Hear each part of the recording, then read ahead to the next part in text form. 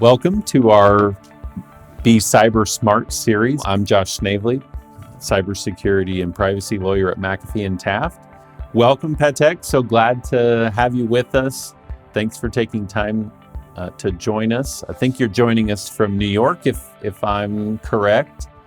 And welcome to our conversation. I was talking recently with a military colleague of ours, and I posited to him that with this hybrid environment where we're seeing, nation states and criminal groups, interact and target businesses, I'm of the view, and you can agree or disagree, that this really puts every company in some ways, puts their employees on the front lines of the battlefield in some ways, in how they connect, how they're trained, how they use the internet, the kinds of emails they click on, respond to. Do you see it that way? Tell me, should companies be thinking about it in that context? Not that, that they're training people for battle in the traditional sense, but is that something to be worried about and thinking about? 100%.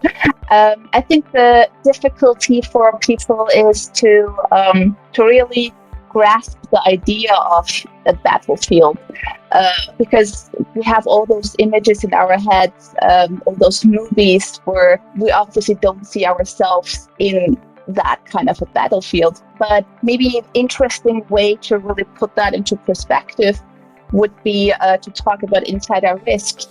A lot of people, me included, before we started our journey in the cybersecurity space, a lot of people feel a little bit like they would, of course, spot the phishing email. They would, of course, not click that one link on an app that is now triggering malware or some kind of virus. But really, the truth is 50% of the current insider threats and insider risks are actually done by people in the corporate world who didn't have any malintention. It was just an accident. They just happened to actually click that link or somehow open up a website that was filled with viruses. So I think what we really have to understand is the battlefield is so transformed that we have to get away from the pictures and the movies that we have seen and really understand that the battlefield is the cyber world where you just do not see if there is a tripwire or not. And it's probably safe to assume there's always one underneath your foot. So you probably want to better check before you click. I want to talk about a very specific threat for a minute that, may not be with us forever. I know the government is working hard to prevent it, that businesses and industry are coming together around ransomware. We recently heard that the administration convened, I believe, 30 nations, particularly in NATO and others, to focus on the threat landscape as it relates to ransomware. It's something we see or hear about almost every day, and sometimes I think it's hard to sort of decipher what it means, and wanted to spend a couple minutes with you talking about what it is. So if you could just share with the viewers and those reading what we're talking about, what is ransomware, and why should we be concerned about it besides what we see every day on the news? Basically, what happens here is a company or an organization is the actual target. Somehow somebody is targeting this company, and this can happen through different channels. A very common way of doing this is phishing emails, sending many different emails that look very valid, that might come from the bank or the dog sitter or some kind of an entity that one is familiar with. The ransomware aspect here is ransomware is a very particular virus, which is designed to, at some point, lock all computers at the same time. So everybody who is in the same network is suddenly locked out of the computer, of the laptop. And this is all devices. What happens next is usually in multiple languages, you get a little note that says, you lost all your access to your files and to your network. If you want to have it back, you have to give me this kind of amount of money. Very often this is going through Bitcoin. Why it's going through Bitcoin is a different topic. We can always talk about that too. So what basically has to happen now is, if you want to unlock your laptop, if you want to unlock your entire company's access, you basically have to pay that money for these bad actors to unlock the entire network there. A lot of companies are working with law enforcement on really understanding who these people are, how to interact with them. A lot of other companies decide to just pay the ransomware and not even make it public. Either or, I don't know which one is the preferred path here. I believe in law enforcement, but I can also see plenty of arguments from other sources that I have talked to who have good arguments on why they pay the ransomware. But I would still encourage everybody to work with our authorities if they ever happen to be in such a situation. One of the things we're seeing, people call it different things, right? So you have the version that you just described. I think in the last few years, we're also seeing sort of a second round now to after a threat actor has done what you just described. If they don't get what they're seeking, or they're not getting the response that they're seeking, they're now doing what some are calling double extortion, right? So they've made the demand that you just described, and then when you don't pay it, or you don't respond, or you try to access your files or use a backup or any number of things, then they make a second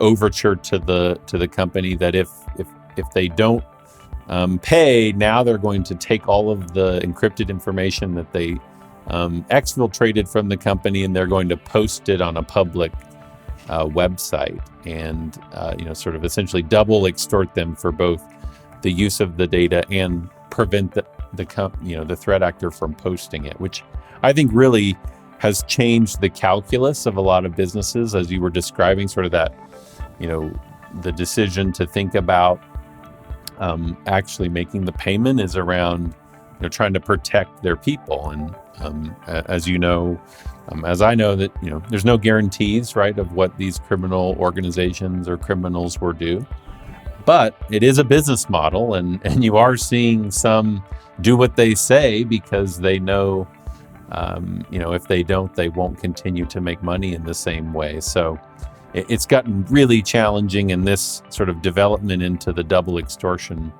has given businesses another thing to think about, not just all this data that I have that I can't get access to now, but now you may release this stuff about my people. So anything else you want to say on that before I ask you some other ransomware questions? Always encryption. You have to use encryption. And I'm sure one of the other colleagues might have mentioned it, or actually even explained it, but as long as you don't encrypt, you will always be vulnerable and probably very likely to be taken advantage of. Can you give us just a sort of, I walk in off the street, I've never heard the word encryption before. How would you describe it to someone for the first time? So it's basically like writing a letter. And since I don't want to send that letter to Josh openly, I put it in an envelope. So the envelope in technical terms would be a hash. We're hashing the actual text. And I just sent that letter out with my envelope. Josh gets the envelope. And now, finally, when Josh has the envelope, he can open it because it's him and nobody else could open it. And that is very much the effect in encryption too. So when we send the message that has been encrypted, only the person who has the actual ability to open that can now decipher. What we call decipher is decrypt. So now really read the actual text.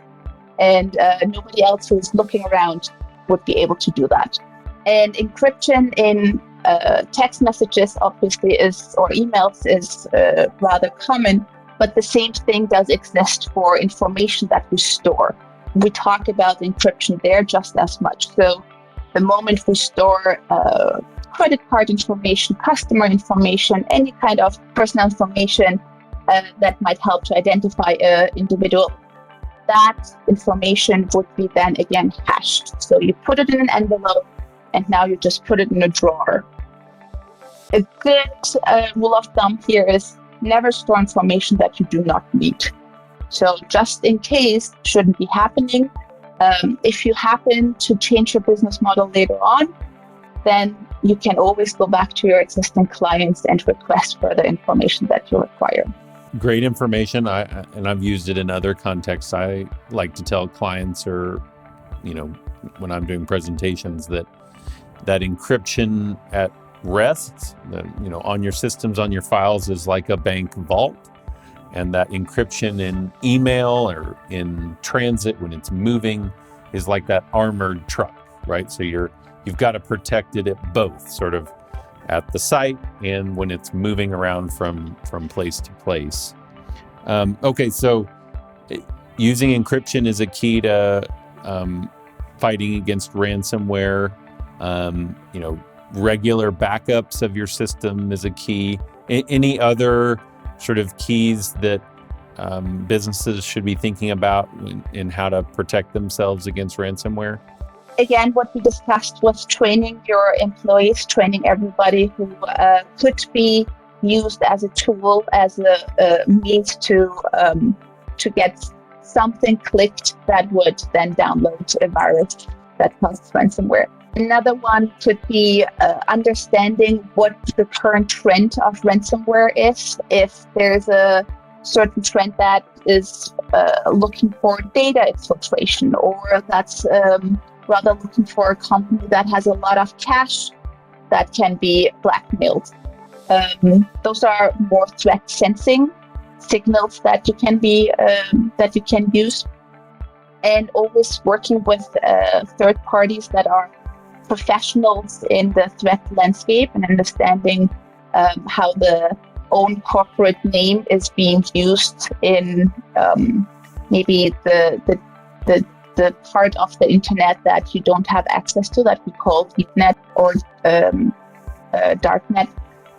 That might be also a good collaboration there.